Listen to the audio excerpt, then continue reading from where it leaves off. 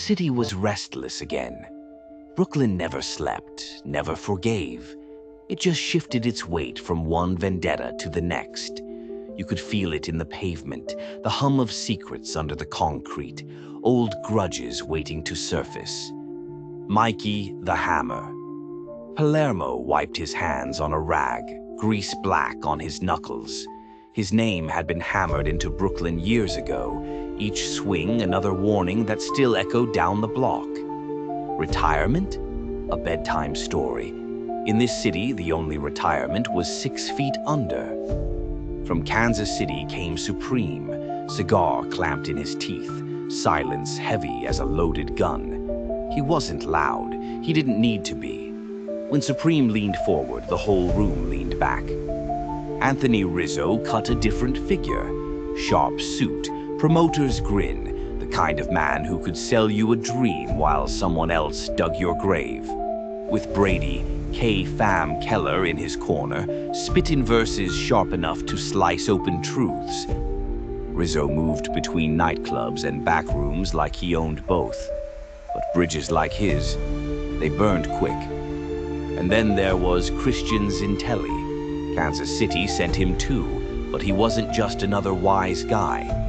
They called him the devil in silk, smooth, charming, and dangerous in ways you didn't see until the door was locked and the smile dropped.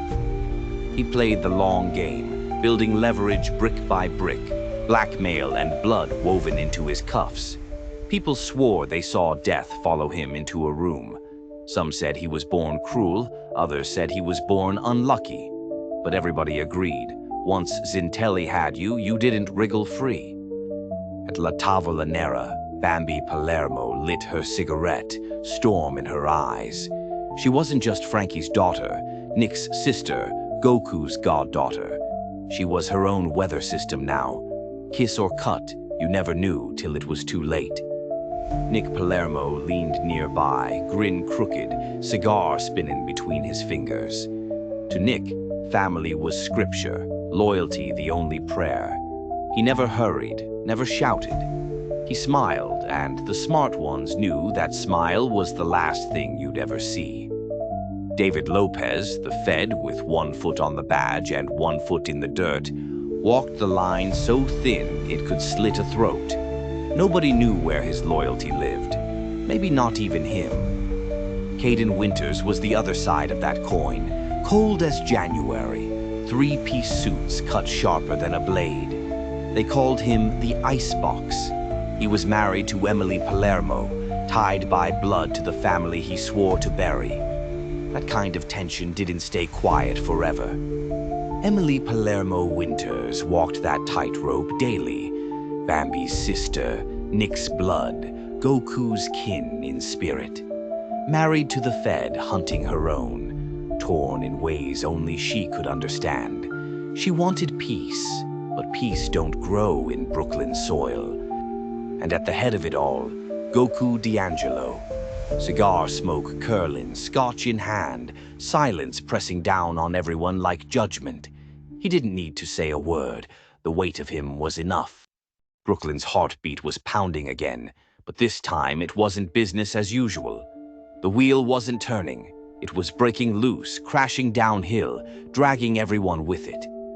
Mikey's hammer, Supreme's menace, Rizzo's silver tongue, Zintelli's silk and shadows, Bambi's storm, Nick's grin, Lopez's double life, Winter's ice, Emily's torn heart, and Goku's silence. Brooklyn Bloodlines, Season 2, same family, more blood, double the betrayal. Coming soon, to a back room near you. Bambi's Twisted Tales, Up, the house that wouldn't let go. Balloons and blood. They tell you it's whimsical. An old man ties 1,000,000 balloons to his house and floats away 'cause love conquers all. Cute, right?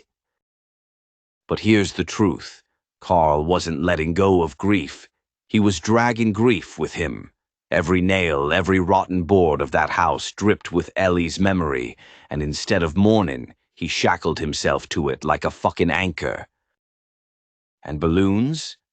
They ain't magic. Their lungs, inflated with breath that don't belong to him. Every pop you hear, that's another prayer running out of air. Russell, the unlucky bastard. The kid scout, Russell.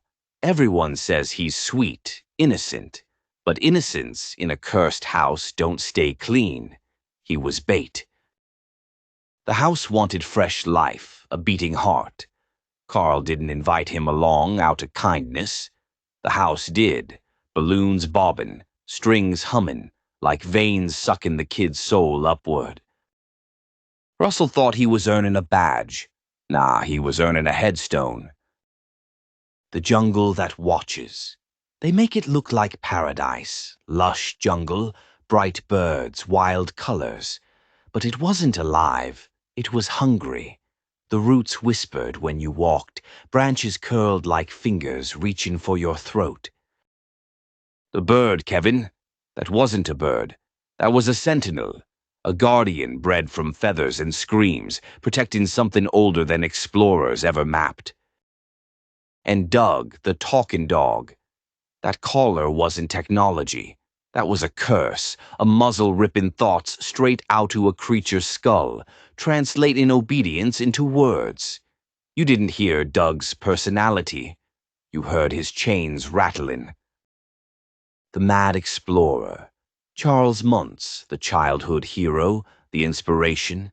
He wasn't still alive by chance. He was alive because he fed the jungle. Every explorer, every wanderer that stumbled in, gone. Bones polished and left under the roots. The jungle let him live 'cause he kept serving bodies to it. That smile of his, it was hunger in human skin. He didn't want Kevin for glory. He wanted the bird's blood, a single drop in a man's mouth, and your heart beats for centuries. But the curse, you ain't living. You're rotting alive. The house takes flight. Again, Carl dragged that house deeper and deeper into the jungle, balloons screaming overhead. Each plank of wood creaked like it was breathing, groaning with Ellie's name. He thought he was keeping her memory alive. What he was really doing was feeding the house. Every mile it flew, it took more out of him. Wrinkles deepened, eyes sank. He wasn't flying to freedom. He was floating straight into the grave. And Russell? The house liked him. Young, gullible, bright. It whispered to him at night through the wallpaper. Stay. Grow old here. You'll never be alone. The jungle and the house made a pact. Carl would rot in the roots. Russell would replace him. And the cycle never fucking ends. The horror of grief. Here's the part nobody tells you. Carl got his wish. He stayed with Ellie. He died in that house, his body sinking into the wood, blood painting the foundation, eyes staring forever at the balloon ropes.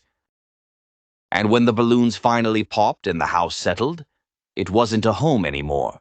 It was a tomb with shingles. And Russell?